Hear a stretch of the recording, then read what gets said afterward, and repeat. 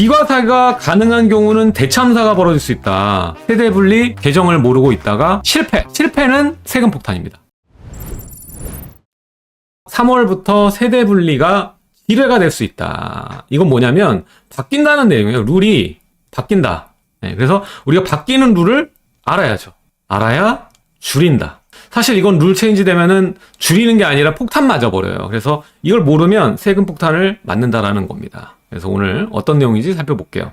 자, 오늘 보는 내용은 바로 23년의 세법 개정안을 약간 또 바꾸는 시행령 개정이라고 보시면 될 것 같아요. 그래서 23년 세법 개정 후속 시행령 개정안, 여기에 대해서 우리가 살펴보는 겁니다. 그래서 얼마 전에 이게 원문이 나왔어요. 그래서 요거는 이런 것들이 나오면 여러분들 원문을 잘 살펴봐야 돼요. 뭐 블로그도 자세히 설명이 돼 있겠지만 여러분들 원문을 보면서 이게 숨은 의도와 내가 공부해야 되는 부분 뽑아내셔야 돼요. 일단 양도소득세 중과 배제, 이게 연장된다라는 거죠. 여기에 연관된 개념이 또 있으니까 잘 보셔야 돼요. 다주택자 양도소득세 중과 배제 주택, 그리고 한시 배제 1년 연장.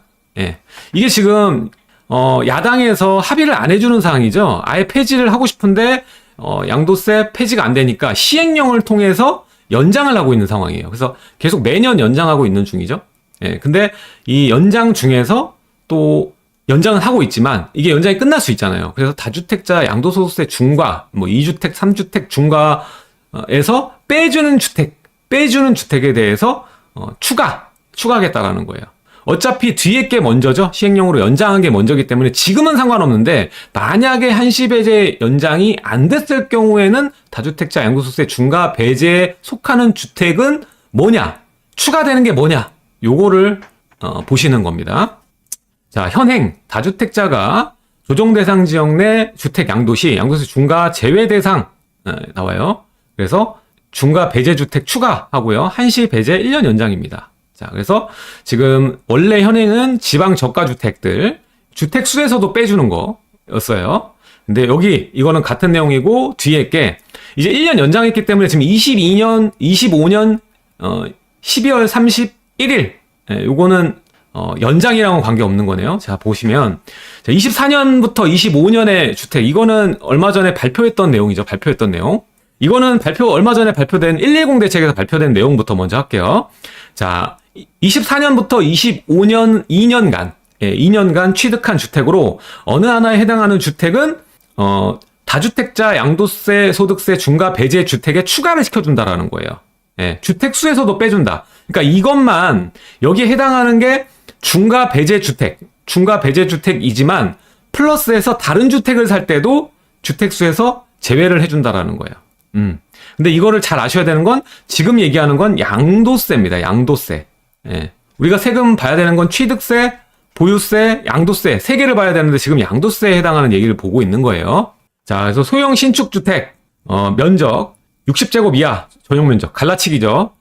취득가액 수도권 6억, 비수도권 3억 이하. 이것도 말이 많아요. 이게 서울에 6억 이하짜리가 어디 있습니까?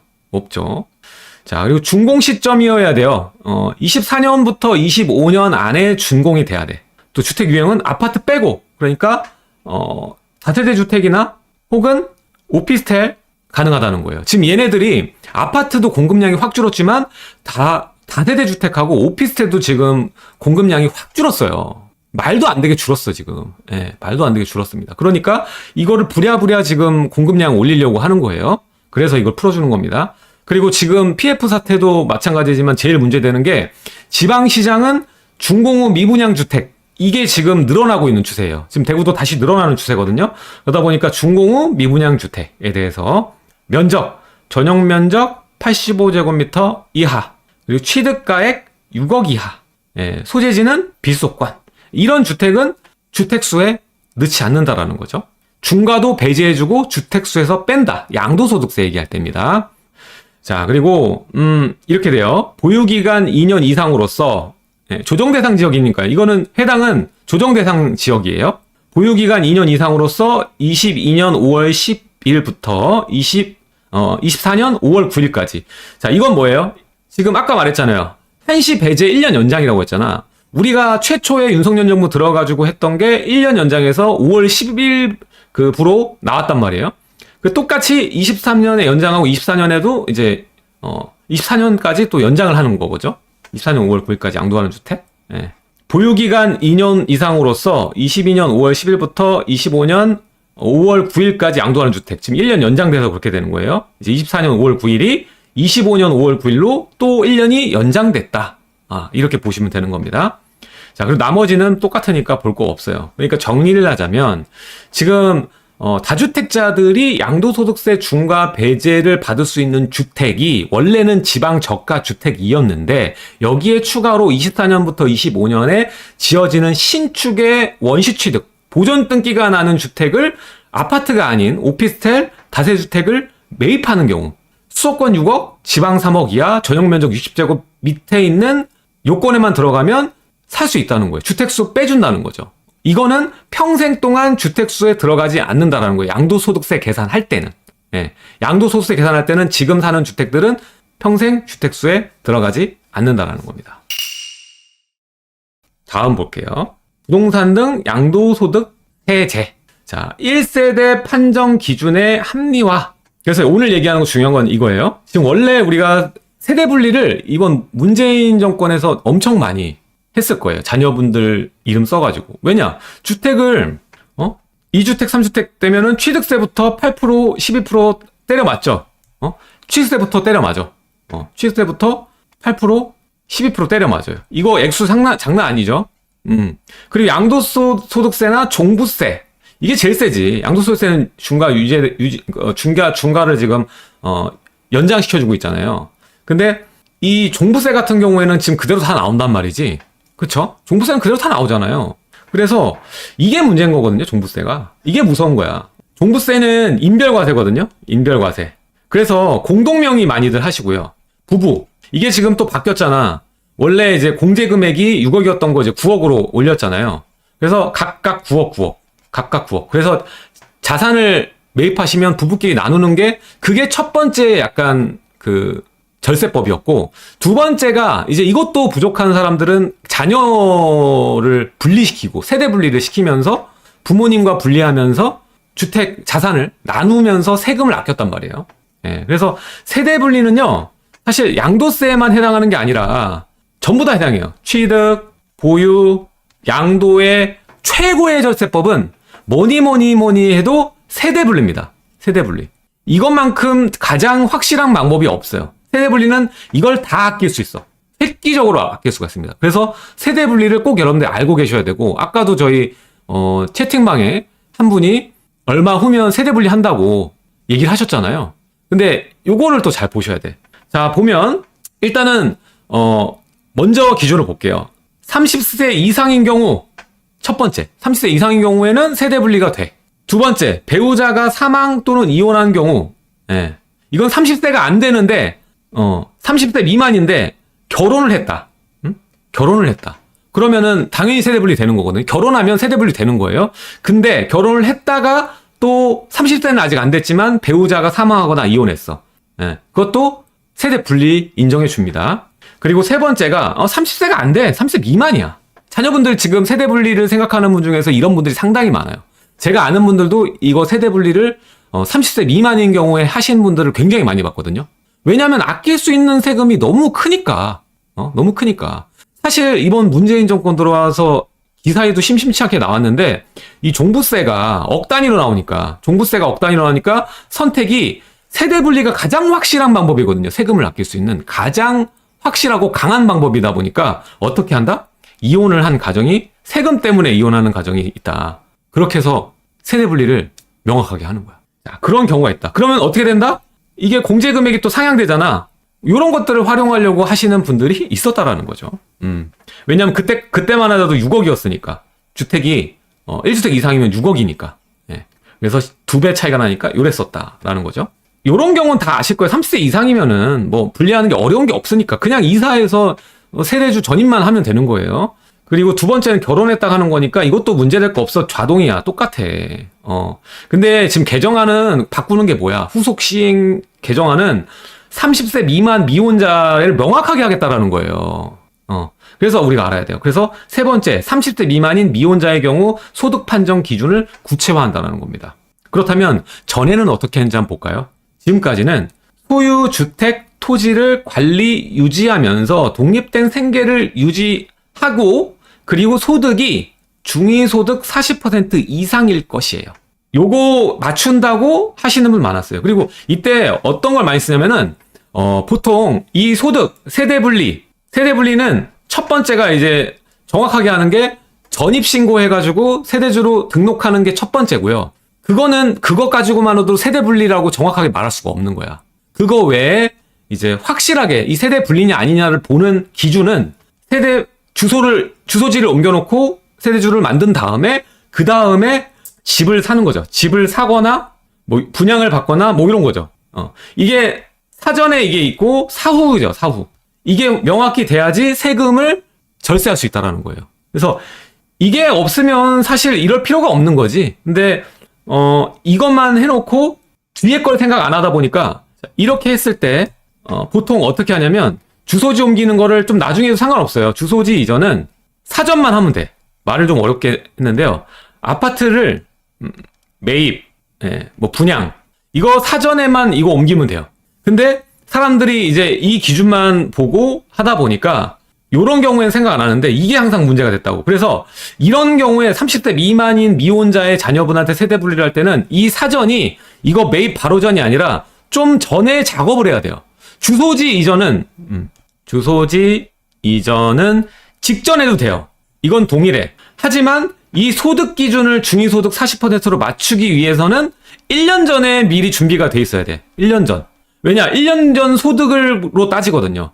직전 연도. 이게 기준이에요. 그래서 이거를 맞춘단 말이야. 그러니까 이게 사실상 쉬운 건 아니에요. 세대 분리도 세금을 많이 아끼잖아. 그러니까 쉬운 게 아니란 말이에요. 쉬운 게 아니야. 그래서 보통 이제 어떻게들 많이들 하셨냐면은 이 직전 연도에 직장을 구하게끔 이제 하시거나 뭐 다른 회사에 일하면서 원천소득 프리랜서죠. 이거를 세팅해가지고 세대 분리를 했단 말이야. 원천소득. 그러니까 원천소득이라는 건 거의 우리가 일반적으로 아는 급여 형식이 아니다 보니까 일반적이라는 매월 받는 급여 형식이 아니라 뭐 한 번이나 두세 번에 걸쳐서 나오는 그런 불규칙한 일용직들이 받는 그런 소득처럼 들어온단 말이에요. 근데 그렇게 되더라도 한 번만 받더라도 소득이 기준 중위소득 40% 이상만 되면은 1세대로 판정을 해줬단 말이야. 지금까지는 그렇게 해줬단 말이에요. 근데 이거를 바꾸겠다라는 거야 지금. 이거 어떻게 바꾸냐. 이게 원래 일시에 들어와도 상관이 없었는데 근데 이제는 상관이 있다라는 거예요. 그래서 12개월간 경상적이고 반복적인 소득이 기준 중위소득을 12개월로 환산한 금액의 40% 이상일 것. 이게 전체가 아니라 또 이제 나누는 거죠. 이거는 사실상 큰 문제가 안 되지만 이제 이게 문제가 되는 거지. 그러니까 편법 안 되고 12개월 동안 월급을 받아야 된다라는 거야. 월급을 받는 형태로 이게 매출이 돼야 돼요. 월급이 아니라도 프리랜서 소득이라고 할지라도 프리랜서 용역으로 급여를 받는다고 쳤을 때도 12개월로 보는 거예요. 12개월로. 꾸준하게 들어와야 되는 거야. 지금 여기 아예 써놨잖아요. 아예 써놨잖아. 12개월이라고. 박아놨잖아요. 12개월 동안 소득이 찍혀 있어야 된다는 소리예요, 이게. 이게 금액은 뭐 똑같을 필요는 없지만 반복적으로 소득이 찍혀야 되고 그 소득이 12개월로 환산하면 40% 이상을 맞춰야 된다라는 거예요. 그리고 그 소득은 사업소득, 근로소득, 기타소득, 저작권 수익, 뭐 용역, 아까 얘기했잖아요. 용역 대가 포함인 겁니다. 그래서 이거를 모르고 일전처럼 그렇게 한 번에, 두 번에, 세 번에 걸쳐서만 넣고 30세 미만인 자녀지만 우리가 소득 40% 이상으로 맞춰놨기 때문에 세대 분리가 되겠지라고 생각하면 어떤 일이 발생한다? 인정이 안 되는 거죠. 그럼 어떻게 돼요? 중과지. 취득세부터 중과. 보유세, 종부세죠. 중과. 그리고 양도세는 지금 뭐 유예 중이지만 어쨌든 중과 대상인 거죠. 그러니까 이거 세대 분리가 아까 말했죠. 세대 분리가 그 어떤 절세법보다도 강력하다고 말씀을 드렸어요. 근데 이게 안 된다라는 거예요. 여기까지 이해가 되시죠? 이제 세대 분리를 우리가 가볍게 생각할 문제가 아니라는 거예요. 우리가 그렇게 강력한 세대 분리를 해서 절세를 받으려고 했는데 이게 실패할 경우에는 강력하게 또 세금이 많이 나온다라는 겁니다. 앞으로 세대 분리를 이용하실 분들은 최소한 1년 전부터 준비를 하고 계셔야 된다라는 거야.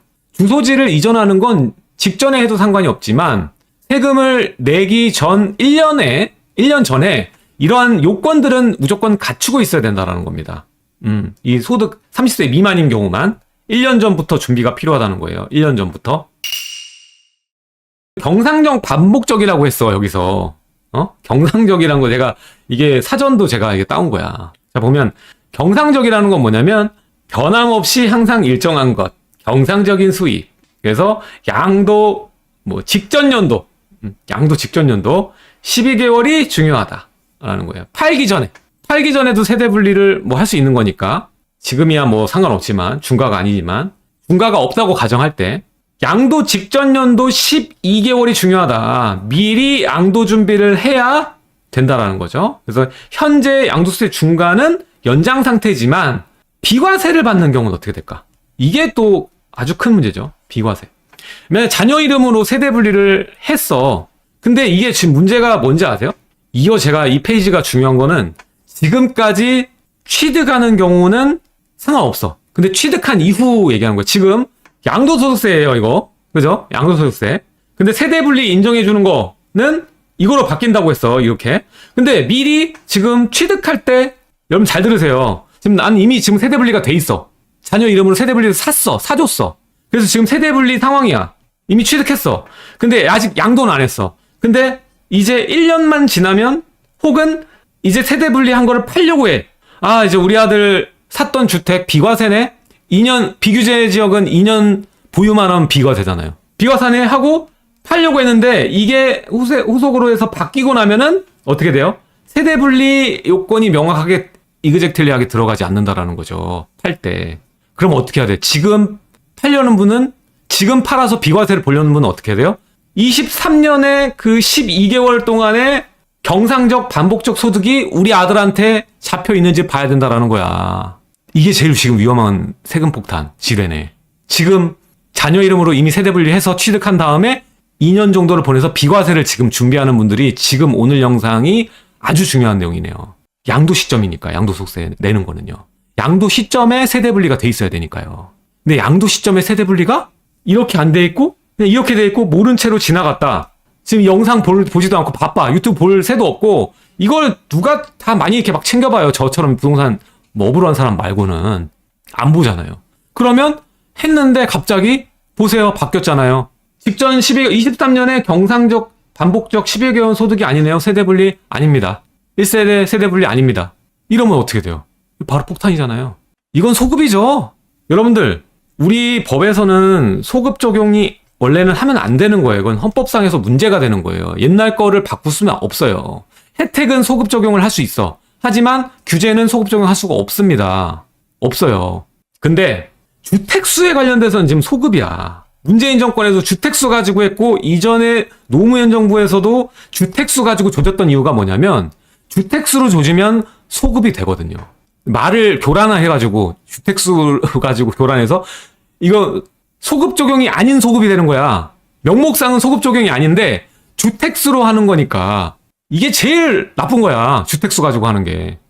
법에 문제 없이 소급하는 방법이거든. 네? 그러니까 이것도 보면 소급 효과야, 소급 효과. 먼저 취득 시점에 이미 세대 분리 해놓고 나중에 이제 양도가 코앞에 있는 분들.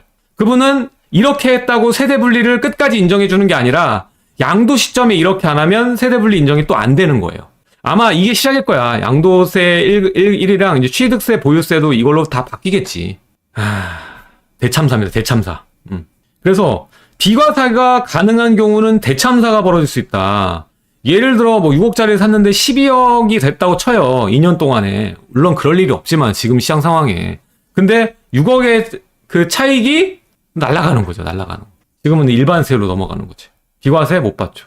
지금은 양도세 중과는 연장이기 때문에 안 됐지만 비과세는 못 받는 거야. 그럼 이게 대참사예요. 대참사. 세대분리 개정을 모르고 있다가 실패는 세금 폭탄입니다. 잘 알고 계셔야 되는 거예요. 오프라인 강의는요, 이 채팅창에서도 고정 링크가 있어요. 거기 누르시고 들어오시면 되고요. 저는 매주 평일, 수요일 오후 2시 반에 강의를 진행해요. 그래서 지금은 아까도 설명드렸지만 1억으로 분당, 뭐 서울 이런 데 재건축 투자하는 전략, 그리고 투자처 어디가 유망한지 거기에 대해서 2시간 동안 강의를 해드리니까 오프라인 강의 한번 참여해 주시면 좋겠습니다. 이 오프라인 강의라고 해서 강의료가 뭐 비싸거나 그런 게 아니에요. 딱 영화 한 편 값 22,000원입니다. 영화 한 편 보러 오신다고 생각하시면 돼요. 저 보고 제가 하는 뭐 이 전략 함께 공유하시고, 수요일 날 도저히 못 오겠다, 제가 아니어도 상관없다 그러면 이 솔로몬 김남현 소장, 저희 채널에 목요일 날 점심 12시에 라이브 진행하는 김남현 소장이 토요일 날 오전 10시에 아침에 진행을 합니다. 그래서 요거는 밑에 있는 이 링크 누르시고 신청할 수가 있고요. 이게 좀 어려우시면 위에 또 대표 번호가 있지 않습니까? 6733-3333 요거로 강의 문의 주시면 돼요. 오프라인 강의도 안 나오신 분들은 한번 꼭 나오셔서 들으시면 좋겠습니다.